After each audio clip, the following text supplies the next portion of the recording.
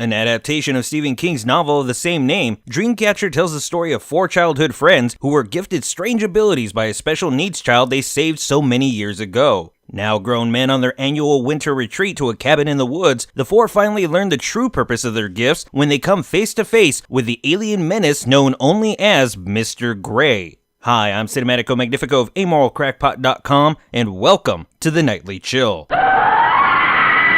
Dreamcatcher, from director Lawrence Kasdan, the director of movies like Wyatt Earp and the writer of classics like The Empire Strikes Back and Raiders of the Lost Ark, is without question a wonderfully cast film that also happens to be utter garbage. King's novel isn't exactly a masterpiece that holds up well to any scrutiny. It was admittedly written while King was recovering from an accident that nearly killed him, and the influence of drugs in his system is clear from beginning to end. But like the best of his works, the characters and relationships in his original story were present, and almost make up for the absurdity, meandering pace, and frustrating moments that plague the rest of the novel. Unfortunately, while Thomas Jane, Jason Lee, Damian Lewis, and Timothy Olyphant are perfectly cast in their roles as 4 childhood friends, the movie doesn't pay them enough attention. Instead, the movie focuses on the paper-thin plot of a not-so-secret alien invasion headed by Mr. Gray. And as the 4 friends attempt to survive their battle with Mr. Gray, they'll also have to contend with Morgan Freeman's cartoonishly psychotic Colonel Abraham Curtis, a man set on exterminating every last trace of aliens from the face of the earth. These were the least interesting and the least coherent parts of King's novel. The plot is simultaneously over the top and generic. The motivations are unclear to the point of being contrived, and while it makes a beeline for the finish, the story constantly gets distracted with the far more interesting character moments shared between its 4 leads.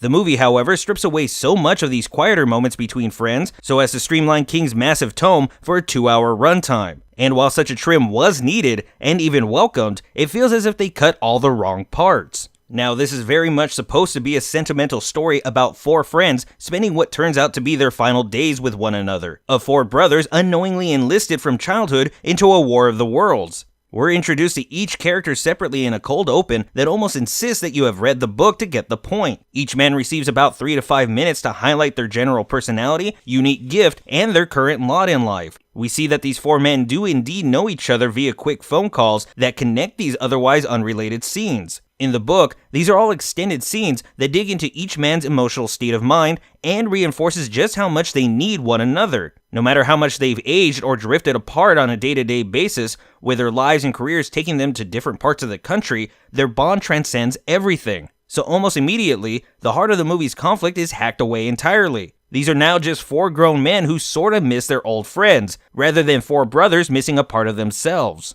Now, the few moments in which the main cast is gathered together feels like a family reunion. They quip and bicker and laugh together in a way that feels like these 4 men have known each other all their lives, that they would die for one another. But just when the movie finally gets them all together, it also then rushes to get to what it believes is a fascinating plot about aliens invading and a military that won't stop till their enemy is dead and buried in a shallow, unmarked grave. These 4 men caught in the middle of it all are second bananas to the chaos around them. So much is cut, in fact, that the flashbacks to their childhood feels entirely out of place. These key scenes are not just stripped of any sentimentality, but also dramatic weight. They're pivotal to the plot just as much as they are to the characters, but it's all compressed down to a few minutes of lazy exposition. The end result is a heartless sci-fi thriller that is constantly distracted by characters we're not given a chance to care about. It's almost as if 2 entirely unrelated scripts were somehow mashed together. One was an alien invasion movie, the other a heartwarming bromance about friends gathering together after the near-death experience of one of their own. And either one would have worked fine enough on their own, maybe, but together in equal measure, it's just a waste of 2 stories.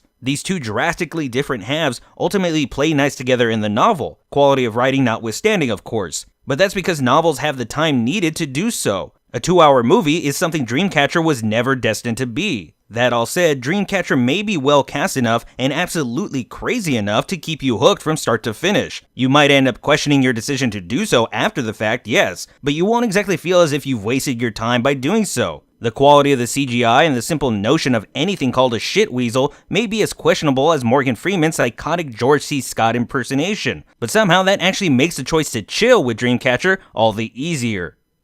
That's gonna do it for us tonight on the Nightly Chill. If you enjoyed this video, be sure to like, subscribe, and follow, and also be sure to leave me any questions, comments, suggestions for future reviews, and maybe even discuss today's movie at greater length.